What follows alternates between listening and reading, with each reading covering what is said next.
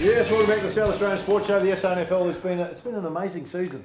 It's hot. It is red hot at the moment. Hot in the There's kitchen. a few teams that can still sneak into That's the right, final group. that's One of right. those, of course, the Sturt Footy Club. We've been fortunate that one of the directors, in fact, the footy director, Chris Threadgold, has been able to swing by and give us some of his time. Chris, thanks for coming in. Pleasure, Phil. No worries. Thanks, Barry. Mate, you're still in that role, director of footy. The club's sitting in 6 spots, still a chance, and then tough road home. How are you feeling? Yeah, well, probably feeling not as good this week as we were last week. We've sort of Nord and Glenelg having wins, sort of, and us having win keeps them 2 games in front of us with only a few rounds to go. So it's starting to look a little bit more difficult than if one of them had lost. We might have been in with a bit more of a chance. It's only a game, isn't it? It's only one game.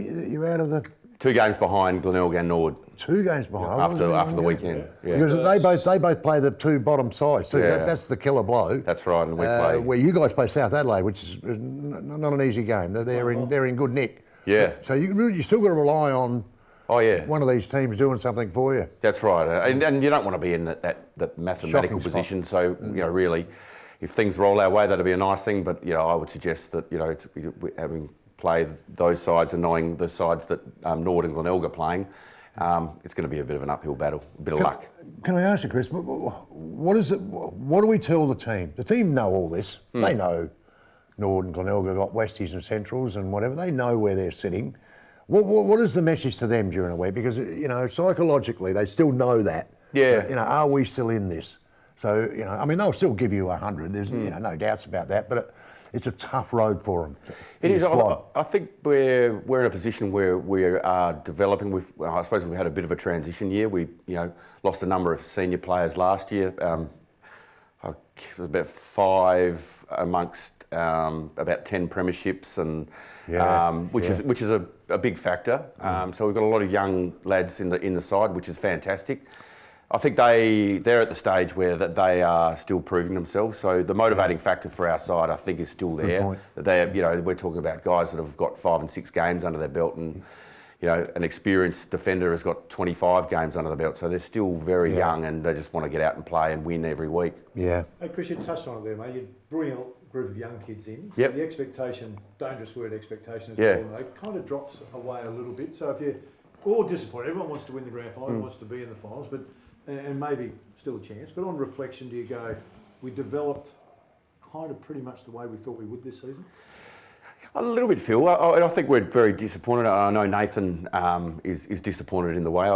We went into the season firmly believing that we were, as it turns out, a top 4 side, but certainly a top 5 side, potentially pushing into the 3. Things haven't changed. Things have obviously changed, and that's an unusual season, as we know. And maybe that little period in the middle, maybe we didn't prepare well enough for the kickstart again. It was a very short entree back into the season. I think we had 3 weeks' notice where we had to really kick in when everyone's normally used to having 3 trial games and really prepare for it. Not making excuses, but it's been strange, as we know. And as I said, we would like to have finished slightly better than where we are. I mean, we're probably slightly better than the lower part, but we're not quite touching the top part of the ladder at the moment. Yeah, you've got a youngster in the side that's getting a bit of press now. You've got a few good ones. Without naming this lad, but James Borlase has been getting the press. Yep. The games that I see, you've got other kids in there that are really good players, that are going to be very good players for Sturt anyway. But James has been getting the press, son of Carroll, of course. Yep, Daisy. I mean, James thoroughly deserves. He's an under 18 still at school, so he got his first opportunity at league football on the weekend against West Adelaide, and which is really good for him, I suppose, from a drafting perspective. And I think he showed that he's fully ready for adult league football. I mean, we had him in the best players, and off the half back line, had 14 possessions for a first game and did some great defensive work and didn't look out of place at all. So it was a great debut for James. I did want to ask you that because I know that because of his name and because he's a son of Darryl, who's a Port Adelaide Premiership captain and all that sort of thing, and the Crows get first pick at him in the next generation academy, so he'll go down there for a year until Ports are ready for him. Well, Darryl did joke about the fact that when we sent him a letter, it was on the wrong letterhead. He sort of thought it was blue. A lot of pressure on the lad, though, isn't it? There's a lot of pressure when the press keep talking about one particular kid in a team that has got some good kids. Yeah, I think it's difficult for them all. I don't think James is too much different to Aaron was. I mean, obviously, yes, he does carry a local Sandful name. Yeah.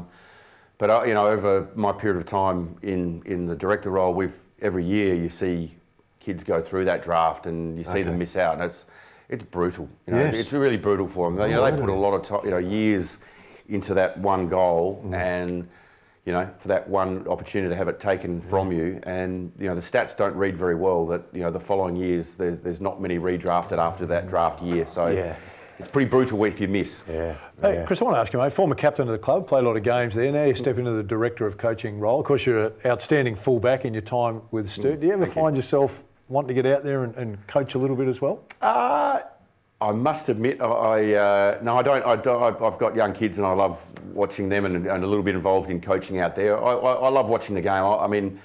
I love watching Sturt and the young kids that we've got in our side, and seeing how the defence operates, and as I said, incredibly proud of that group of really young blokes that, as I said, to have points against, we sit really highly ranked for a side that isn't doing particularly well. And if you look at the experience in that defence, they've done a phenomenal job, considering, as I said, we lost 2 Jack Oatey medalists and 400 games and 4 premierships out of the defence overnight. That's right. And well, I've got a shout out for one fella when Port lost quite a few players when it went into the AFL. I think you guys got the pick. I think you guys got the player. Zane Kirkwood, not only as a footballer, but as a person. One of the great kids that I ever met at Port Adelaide. Yeah. Just a terrific player. And he was a fantastic player for your footy club. No, he has, but no, there's no doubt about it, and continues to be.